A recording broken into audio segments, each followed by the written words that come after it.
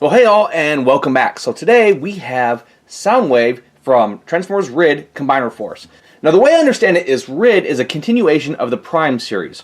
So that makes sense why we have Soundwave with a very similar looking head to the character we once knew. Of course he's a bit bulkier looking. So here we have him on the package, already in robot mode. A little illustration up here, very simplified. Illustration on the side, talks about the class. And the back shows alt mode, robot mode, and transformation sequence. It's kind of interesting they're putting this on these packages now because I wonder if that's going to keep them from having to produce instructions. And of course aside. Now let's go ahead and get this guy the package and see if he's worthy of our collection. And now we have him on the package and we can say this. Soundwave, bro, you've been working out. This guy is bulky. He is so bulky with the armor that his head transformation is actually kind of hidden. It looks like he's just poking out of it. But that is how it's supposed to transform. He's very covered up. And he looks like it'd be hard to move. Now, for articulation, now he's got two peg holes back here, so you can change place of the cannon. It actually has a little bit of a gimmick as well, so you can rotate it and you can pivot it. And that, I believe that's part of the transformation, so you can have it up. It's got head movement, his head rotates, and there's also sort of a pivot here for the transformation. Shoulder has a hinge as well as a ball joint. This can move forward if you want to try other configuration, but it reduces his mobility. Ball joint in the elbow. No wrist articulation, unfortunately. Then we've got waist, and that's actually high waist rather than low. Though the way you have this hole here, it looks like it really should rotate there as well. But the movement is up here. Yeah, it does look like a mushroom peg. Do not know what's going on with that design. Hips, we have hip rotation, full movement there. We do have thigh swivel. Single knee. Knee can go up pretty high, even though we have this huge bulk of a calf back here. And of course, as we're seeing on a lot of these Transformer figures lately, they are not really doing much with the ankles. They're just cutting slants at the feet, and they're given to where you have a dynamic pose in lieu of ankle posability. Now this guy is very cool looking. He can hold his gun in his hand as well. The hand sculpt is actually the nicest part because I have not collected a lot of RID figures because they're not very good. Well, I thought yeah, the gun can go in there, you just got to work it in there. I think there's a lot of show models that look excellent. I think it had potential, but they're really dropping the ball. Prime had great toys, Animated had great toys, and this line is just a handful of decent toys here and there, which is a shame because there's so many great designs. Now this Soundwave, as I understand it, is the same Soundwave we saw in Prime, and on that note, I do have the Prime Soundwave here for direct comparison. And one thing to note, the blue on here, especially on the gun and a couple other places, is an awesome shiny blue. Really nice. The rest is a little bit more muted and saturated, but it's all very nice. The gold painted on the chest is also nicely done. Translucent head and wheels, but on this old one, of course, this was a very controversial design because it is not the Soundwave we were used to. He went from being somewhat bulky to being this spindly, sort of spidery, scary character, and he had really no speaking parts. So hopefully, RID gives him a little bit more of a speaking role. Now, move him off the side and show with a couple of the other characters that I happen to get. I got Strong Arm here, who is mostly a decent looking mold, and of course Grimlock, who I actually think is one of the best figures from the line. And you can see there's a real inconsistency in the scaling in this class. I don't know if, well, yeah, even in the first two, these are early figures. Scale is off on those. Grimlock should definitely be bigger than the rest. I do not know where he will fall in the line as far as the show goes. But yeah, if you're wanting scale, this line ain't going to do it. Let's pull him out. Now quickly, I just want to talk about a couple hang-ups on this design. One of the things would be the ball joint could be a little tighter. I think that's going to be a problem, and it's going to be prone to popping off in transformation. And while I do like the front of it, and I like the new hands, the back is kind of not so great. At least the back of his torso, just because you have all these gaps in this big open area. It would have been nice to have had that back end finish. I mean, if you were into customization, you could probably put a little panel there, but that's still something you shouldn't have to do. Also considering how expensive these RID figures are. I mean, you're getting much less as far as engineering, it would appear, for a figure that costs the same as a Titan's Return figure, which has at least a little bit better engineering and detail work. So anyway, as far as transformation goes, this guy appears like it'd be simple, but there is a couple of quirks in here that definitely stand out from the directions. Now, one last thing before I transform him.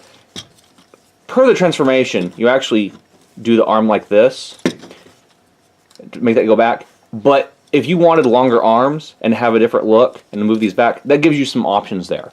So, you know, it gives a little bit of nice ability for configuration, but it's just one of those fan mode things. So anyway, you've got the shoulders like this.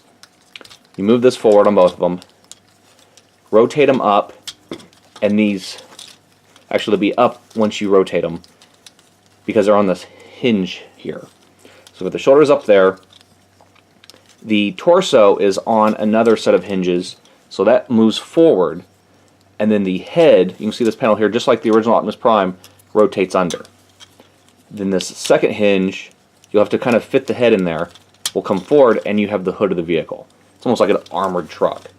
Now, where the instructions get a little bit weird, or just a little bit less clear, so one of the things you have to do here is you have to rotate the leg at the thigh. Rotate both legs, and then down here you have the wheel, and the wheel flips out on both of them. Then you can fold the feet in, and the feet will be the back of the vehicle. So things are starting to shape up now. So move the arms back, and the part that wasn't clear, so you clip the legs together, and the thing that seemed confusing, the instructions want you to move this back, and everything seems very fixed. And you look at the front, and you're like, well, there's nothing that moves. And then you notice the hinge, a little pin right here, and they've actually hidden it. This is probably the best part of the engineering here, is you have to really get it to snap, and you can see how the crotch here snaps back. So after the legs are clicked together, which they don't stay too great, you can give them click together, so then you're able to move that back. Like you can see, they constantly pop loose. It's a little bit tedious. And you can get the back lined up, because if you don't do that part, which isn't very clear in the instructions, you end up with more of a pickup truck, and it doesn't look very good.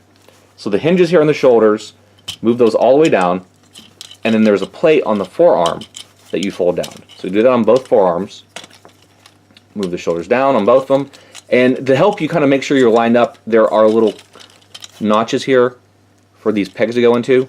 So you line that up, get the first ones in, the next one in, and you just sort of find where things line up and then snap into place. So the forearms actually have a little slot here to go on the legs, so that will lock that into place. And that helps hold this piece, which acts as the lower side. Now you can see the vehicle mode, and you can see that the vehicle mode, I mean, calling it Cybertronian is what saves it, because it is not great. It's sort of haphazard in the way things form, and that's a shame, because it has potential to be cool and has such a nice robot mode that this vehicle mode, I believe that's right. See, that's the problem. Once you even get it transformed, it still doesn't look right. Everything's sort of pegged where it belongs, even though it doesn't stay very well. So the play factor for the age demographic these are designed for is going to be a little bit less. But like you can see, that's not a brilliant vehicle mode. I'm sad to say, and especially when you have the hands back there. I do like that these hands are real-looking hands. I mean, look at Strong Arm's hands. That's the worst part of the figure, is having these little shells over the hands, and that's a problem that they've come into with some of these Transformers. But yeah, it is something. It's a shame, but it is what it is. So we've got the little turret here that goes on, and you can do a couple configurations with it. We've got different sections you can put it in. I think it might even fit in the forearms here. Yeah. So I mean, you can play with the turret and do some things there. But yeah, as far as vehicle mode, it's just not as square as I would like. And I'm sure you could fidget with it and mess around. But my prediction, I predict that we will see an Ironhide from this mold. I would not be surprised we get a repaint with a different head, and this will become an Ironhide, because this, as far as vehicle mode, feels more like a Cybertronian Ironhide. I don't know if that will happen, but yeah, it is As far as I can tell, you've got a War for Cybertron sort of inspired armored vehicle. Not the strongest alt mode, and it's a shame to say.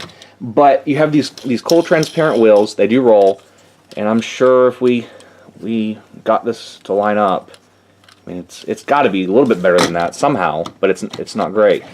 But you do have this okay vehicle mode. Robot mode is the strongest suit. But the robot mode is the strongest suit of this. That's it for the new RID Soundwave. If you collect RID figures, let us know below if this is worthy of your collection. Make sure you guys like and subscribe, and we'll see you all next time.